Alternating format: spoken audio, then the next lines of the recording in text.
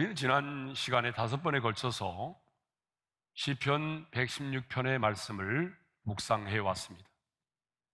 오늘은 시편 116편의 마지막 말씀을 함께 나누면서 주께서 우리에게 주신 은혜를 나누고자 합니다. 자, 먼저 15절은 경건한 자들의 죽음에 대하여 말씀하고 있습니다. 우리 15절의 말씀을 함께 읽겠습니다. 다 같이요. 그의 경건한 자들의 죽음은 여호와께서 보시기에 귀중한 것이로다. 하나님께서 경건한 자들의 죽음을 귀중한 것으로 보신다는 말씀입니다. 그렇다면 여기 나오는 경건한 자들은 누구를 말할까요? 성도들을 말합니다. 그래서 지난해 우리가 사용했던 개역 한글 성경, 우리말 성경, 세번역 성경은 여기 나오는 경건한 자들을 성도들로 번역하고 있습니다. 그런데 이 시는 성도들의 죽음은 여호와의 눈에 귀중하다라고 말하죠.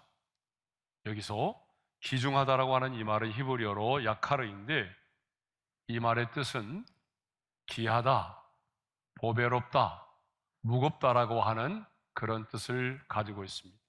그러니까 하나님은 성도의 죽음을 가볍게 여기지 않으시고 성도의 죽음을 가장 가치 있고 보람되고 보배롭고 영광스러운 것으로 여기신다는 것입니다. 이 말은 성도가 어떤 형태로 죽음을 맞이하든지 간에 하나님은 그 성도의 죽음을 귀중하게 여기신다는 사실입니다. 어떤 성도는 북한 정권이나 탈레반과 같은 그런 사악한 자들에 의해서 참수를 당하기도 하고 총사령을 당하기도 합니다. 또 어떤 성도는 옥중에서 고문을 견디다가 순교를 당하기도 합니다. 또 어떤 성도는 교통사고라든지 불의의 사고를 통해서 이 세상을 떠나기도 합니다. 또 많은 성도들은 암으로 세상을 떠나기도 하죠. 또 어떤 사람은 강도를 만나서 안타깝게도 목숨을 잃기도 합니다. 이렇게 성도들의 죽음이 다양하지만 중요한 것은 하나님은 성도들의 죽음을 귀중하게 보신다는 사실입니다. 그런데 세상의 사람들은 죽음을 어떻게 생각하던가요? 세상의 사람들은 죽음을 그렇게 귀하게 보지 않습니다. 많은 사람들은 죽으면 끝장이다라고 생각하죠. 그래서 죽으면 끝이야 이렇게 말하는 분들이 많이 있습니다. 또 어떤 사람들은 죽음을 굉장히 가볍게 여기거나 아무것도 아닌 것으로 생각하는 사람도 있어요. 그래서 영국의 교육자였던 해리 스콧 홀랜드라고 하는 사람은 이런 제목의 시를 썼습니다. 죽음은 결코 아무것도 아닙니다. 그러니까 이분은 죽음은 아무것도 아니라는 거예요. 죽음은 단지 내가 옆방으로 들어가는 것과 같다라고 말을 했어요. 그러나 여러분, 죽음은 결코 그렇지 않습니다. 죽음은 아무것도 아닌 것이 아니죠. 죽음은 이 시인의 고백처럼 옆방으로 들어가는 것이 아닙니다. 스데반의 죽음을 보면 알 수 있어요. 자, 사도행전 7장을 보게 되면 스데반 집사의 순교하는 장면이 나옵니다. 스데반 집사가 성령이 충만한 가운데 하늘이 열리면서 하나님의 영광과 예수께서 하나님 보호자 우편에 서신 것을 보았습니다. 그리고 이렇게 말했어요. 사도행전 7장 56절입니다. 다 같이요. 말하되 보라, 하늘이 열리고 인자가 하나님 우편에 서신 것을 보노라. 스데반이 순교할 때에 하늘이 열렸어요. 그리고 주님께서 하나님 보호자 우편에 서신 것을 보았어요. 왜 주님이 일어나셨을까요? 여러분, 스데반의 죽음이 안타까워서일까요? 아닙니다. 안타까워서가 아니라 그의 죽음을 귀중히 여기시기 때문이죠. 그의 영혼을 맞이하기 위해서 주님은 일어서신 것입니다. 저와 여러분의 죽음도 마찬가지입니다. 저와 여러분이 육체의 장막을 벗고 이 세상을 떠날 때도 우리의 영혼이 천사의 인도를 받아서 영광스러운 하나님 나라에 입성하게 될 때도 우리 주님은 보좌에서 일어나셔서 우리의 영혼을 맞이해 주실 것입니다. 그리고 우리를 품에 안아주시고 우리의 눈에서 흐르는 모든 눈물을 닦아 주실 것입니다. 그러므로 요한계시록을 보게 되면 죽음을 저주라고 말하지 않고 이렇게 말하고 있어요. 다 같이요. 주 안에서 죽는 자들은 복이 있도다. 주 안에서 죽는 자들은 복이 있도다라고 말하죠.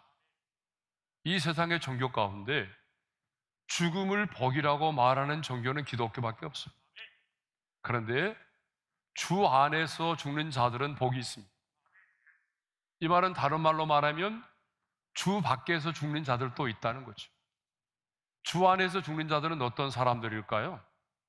바로 예수를 믿고 영접한 자들, 예수의 생명으로 거듭난 사람들이, 이렇게 예수를 믿고 영접하고 그 생명으로 거듭난 자들의 죽음은 복이 있다라고 하는 것입니다. 그러므로 성도들은요, 죽음을 두려워해서는 안 됩니다. 아니, 순교의 기회가 여러분에게 주어진다면 주를 위해서 여러분 자신의 목숨을 바칠 수 있는 하나님의 사람이 되어야 합니다. 그러면 왜 하나님은 우리 성도의 죽음을 귀중히 여기실까요? 그것은 자신의 생명을 주고 산 자들이기 때문입니다.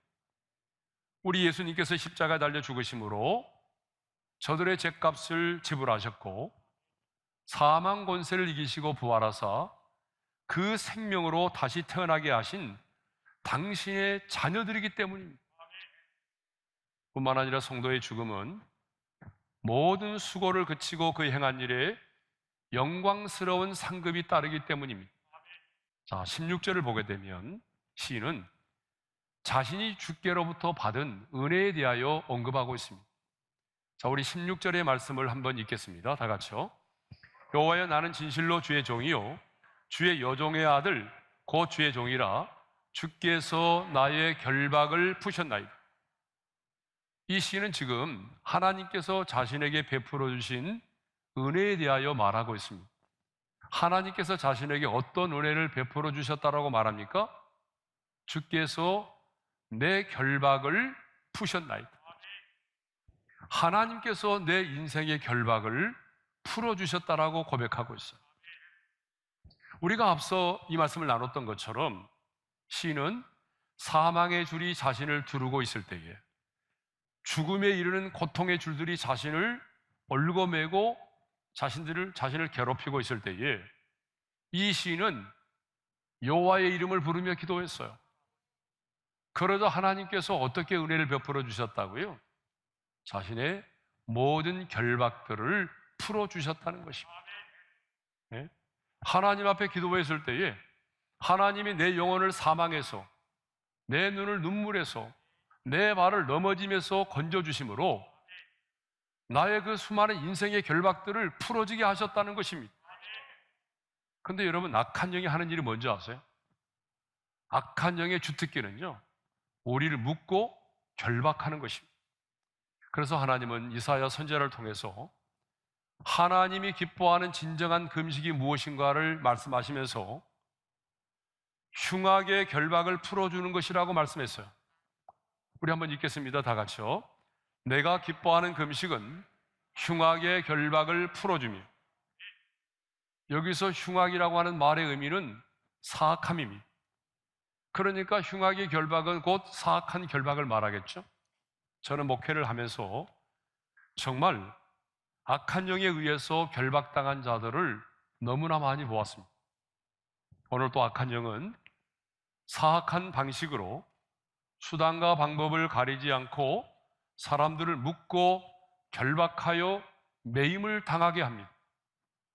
때로는 재정의 어려움을 통해서 사람을 묶기도 해요. 때로는 질병으로, 때로는 내가 그렇게 사랑하는 내 자녀의 문제로 나를 결박할 때가 있어요. 때로는 잘못된 습관과 중독을 통해서 내 영혼을 결박해요. 때로는 불안과 두려움과 공포라고 하는 것을 가지고 우리를 묶을 때가 있어요. 때로는 우리 안에 아직도 해결되지 못한 마음의 아픔과 상처, 우리 안에 있는 쓴뿌리를 가지고 우리를 올가맬 때가 있습니다. 목회를 하면서 보니까 이 사탄의 참소에 묶여있는 자들이 너무나 많아요. 사탄이 끊임없이 우리를 참소하지 않습니까? 그 사탄의 참소에 묶여있는 자들이 너무나 많아요. 또 사람의 입에서 나오는 말에 의해서 묶임을 당한 사람들이 너무나 많습니다. 무심코 내뱉은 남편의 그 말 한마디에 상처를 받고 그 말에 매여 있는 사람들이 있어요. 예? 잊으려고 하는데 그 말이 잊혀지지 않는 거예요. 그것만이 아니죠. 여러분, 우리 학생들은 학교에서 선생님이 내뱉은 그 말 한마디가 빗으로 꽂혀서 그 말에 매여 있는 사람들이 있어요. 또 주변에 용서하지 못함으로 인해서 매임을 당한 사람들이 너무나 많아요.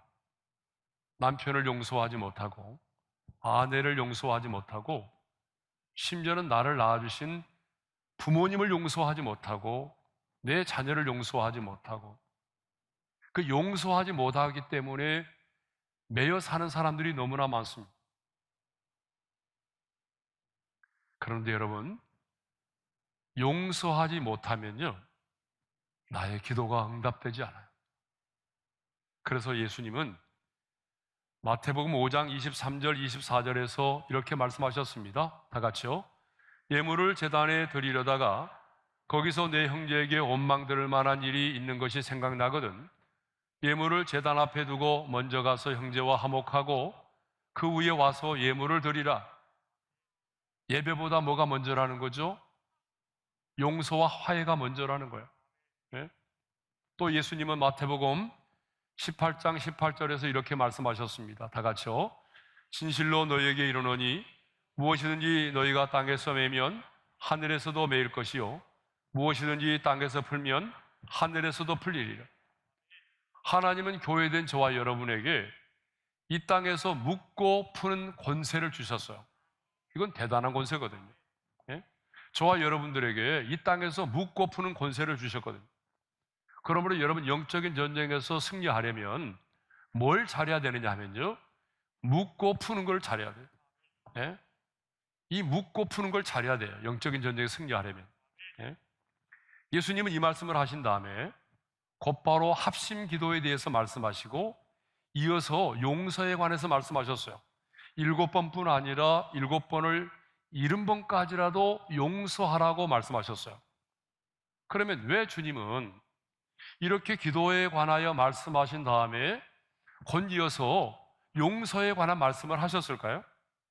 그것은 기도의 응답과 용서는요, 뗄래야 뗄 수 없는 불가분의 관계를 가지고 있기 때문에 그렇습니다. 그러므로 여러분, 형제와 불화하면서 가족과 등지고 살면서 미움의 쓴뿌리를 가지고 있으면서 기도의 응답을 기대하지 마세요.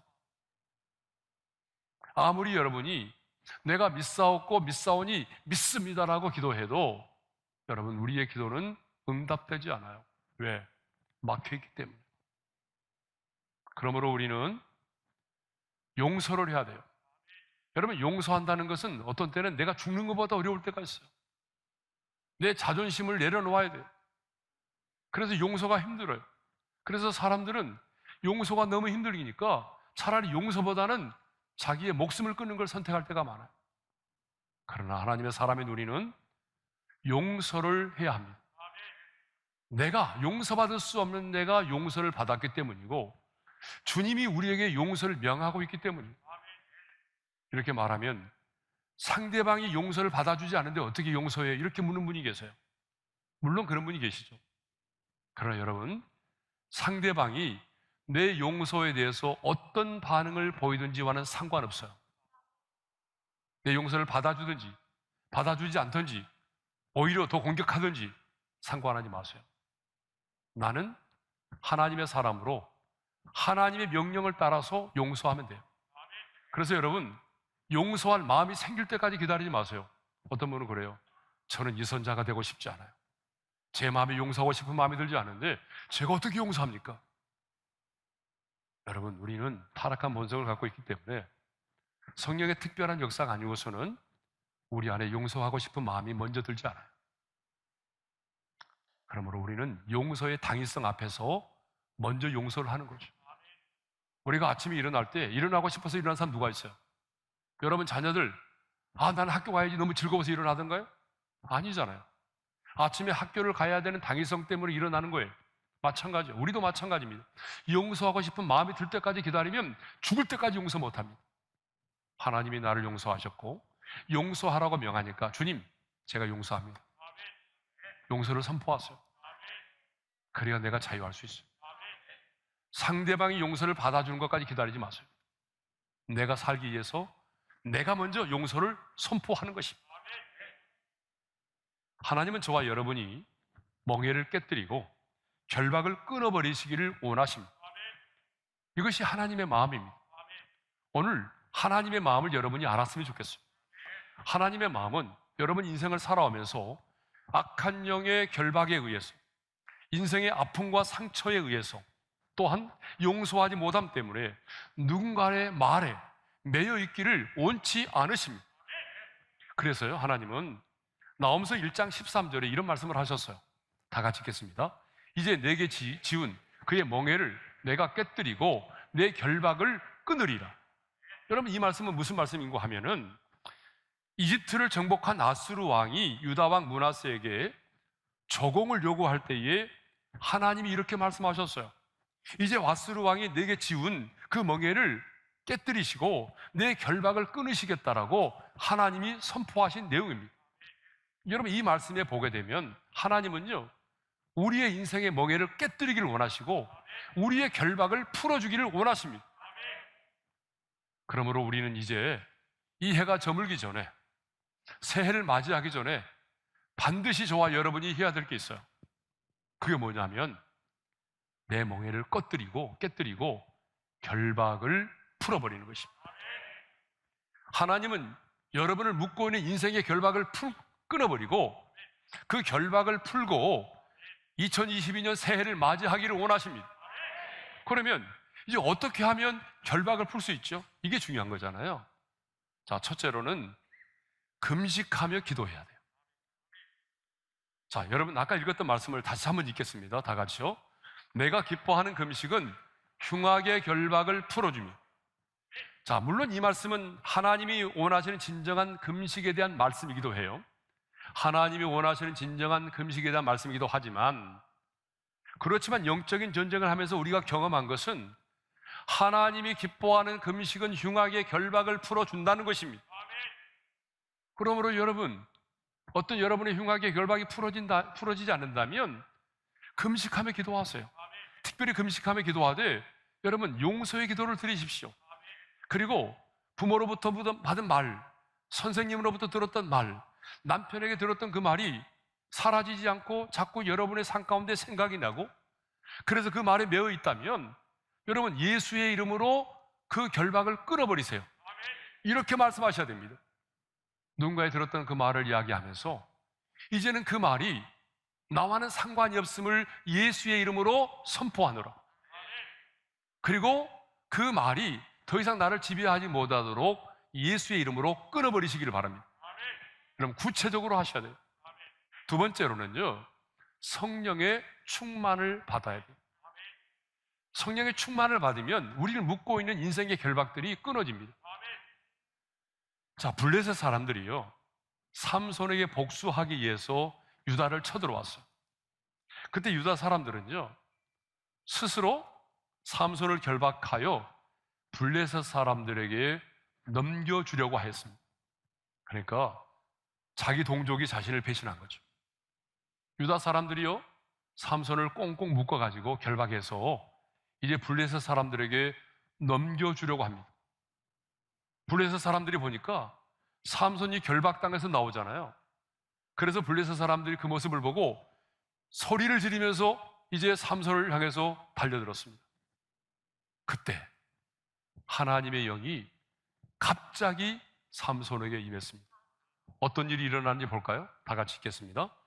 여호와의 영이 삼손에게 갑자기 임하심에 그의 팔 위의 밧줄이 불탄 삼과 같이 그의 결박되었던 손에서 떨어진지라. 아멘. 여호와의 영, 곧 성령께서 갑자기 삼손에게 임하였어요. 여호와의 영이 임하자 어떤 일이 벌어졌나요? 그를 묶고 있던 두 개의 새 밧줄이 불탄 삼과 같이 끊어져 버렸어요. 그렇습니다, 여러분. 성령이 임하시면, 우리가 성령의 충만을 받으면 우리의 인생을 올가매고 있는 줄들이 끊어집니다. 우리를 결박하여 놓은 것들이 아무리 크고 아무리 단단할지라도 하나님의 영이 우리 가운데 임하면, 성령의 불이 우리 가운데 임하면 그런 결박의 줄들이 불탄 삼처럼 끊어져 버립니다. 왜냐하면 그 이유는 성령은 언제나 자유케 하시는 영이기 때문입니다. 그래서 고린도후서 3장 17절에 이런 말씀이 있잖아요. 다 같이요. 주의 영이 계신 곳에는 자유가 있느니라. 주의 영이 계신 곳에 뭐가 있다고요? 자유가 있습니다. 하나님의 영이 역사하는 곳에는 언제나 자유함이 있어요. 악한 영은 언제나 우리를 묶고 결박하고 매이게 만들지만 성령님이 역사하는 곳에는 언제나 자유함이 있습니다. 성령은 우리를 자유케 하십니다. 일찍이 이사야 선지자도 아수르로부터 자유를 말하면서 사사기 이사야 10장 27절에 이렇게 말하고 있어요. 다 같이 읽겠습니다. 기름진 까닭에 멍에가 부러지리라. 여기서 기름은 성령을 말하죠. 기름지다라고 하는 말은 성령의 충만을 말합니다. 성령의 충만한 까닭에 멍에가 부러지리라고 그랬어요. 멍에는 뭐죠? 우리를 힘들게 하고 우리를 고통스럽게 하는 것들을 말해요. 그러니까 성령의 충만을 받으면 우리를 힘들게 하고 우리를 고통스럽게 하는 것들이, 인생의 멍에들이 벗어지고 그리고 결박들이 풀어지는 역사가 일어난다는 것입니다. 사도행전 16장을 보아도 알 수가 있어요. 바울과 실라가 복음을 전하다가 억울하게 누명을 쓰고 빌립보 감옥에 갇혔잖아요. 그들은 한밤중에 큰 소리로 하나님을 찬양하며 기도하기 시작했어요. 그럴 때 성령께서 그 감옥의 현장 가운데 강력하게 임했습니다. 성령께서 임했을 때 어떤 일이 일어나는지 볼까요? 사도행전 16장 26절입니다. 다 같이요. 이에 갑자기 큰 지진이 나서 옥토가 움직이고 문이 곧 다 열리며 모든 사람의 매인 것이 다 벗어진지라. 할렐루야. 여러분, 성령께서 임하시니 옥토가 흔들렸어요. 옥문이 열렸어요. 모든 사람의 묶여있던 결박들이 풀어졌습니다. 여러분, 오늘도 동일합니다. 성령 하나님이 우리 가운데 임하시고 우리가 성령의 충만을 받으면 여러분, 여러분의 인생의 멍에들이 꺾여지고 우리를 묶고 있는 인생의 흉악의 결박들이 풀어지는 역사가 일어나는 것입니다. 그래서 우리는 성령의 충만을 받아야 되는 거예요. 그런데 이 시인은 마지막으로 왜 하나님께서 자신의 결박을 풀어주시는지에 대하여 언급하고 있어요. 여러분, 다시 한번 16절의 말씀을 읽겠습니다. 여호와여, 나는 진실로 주의 종이요 주의 여종의 아들 곧 주의 종이라. 주께서 나의 결박을 푸셨나이다. 자, 주께서 나의 결박을 푸셨나이다 앞에 뭐라고 말하고 있어요? 나는 진실로 주의 종이라고 말하고 있어요. 그런데 그냥 종이 아니라 주의 여종의 아들 주의 종이라고 말하고 있어요. 이게 너무 중요한 거예요. 왜 하나님께서는 이 시인의 결박을 풀어주셨다고 말하고 있어요? 내가 주의 종이기 때문이라는 거예요. 다시 말하면 하나님과 나와의 관계 때문이라는 거예요. 하나님과 내가 이런 관계를 맺고 있기 때문에, 내가 주의 종이기 때문에 하나님께서 나의 기도를 들으시고 나의 모든 결박을 풀어주셨다는 거죠. 그런데 자기 자신을 주의 종이라고 말하면서 특별한 표현을 썼어요. 내가 주의 종이라는 표현을 하면서 뭐라고 말합니까? 곧 주의 여종의 아들 주의 종이라고 말해요. 자기 어머니를 언급하고 있어요. 자기 어머니가 여종이라는 거, 주의 여종. 여종이라는 말은 사실은 비하하는 말이지만 자신의 어머니가 늘 신앙생활하면서 하나님의 여종으로 살았다는 거 아닙니까? 그런데 그 어머니를 통해서 자기가 이런 신앙을 저주받아서 자신이 주의 종이 되었다는 거예요. 얼마나 위대한 어머니면 이렇게 말하겠어요. 어머니에게 있던 아름다운 신앙이 이 아들에게 전수된 거죠. 그래서 나는 그냥 주의 종이 아니라 주의 여종의 아들 주의 종이라고 말합니다. 여러분, 왜 하나님께서 이 종의 결박을 풀어주셨다고요? 하나님과의 관계 때문입니다. 오늘 마지막 주일인데 꼭 여러분의 인생의 결박을 풀고 새해를 맞이할 수 있기를 바랍니다. 하나님의 마음은 여러분이 결박을 풀고 자유로운 몸으로, 자유로운 마음으로 새해를 맞이하는 것입니다.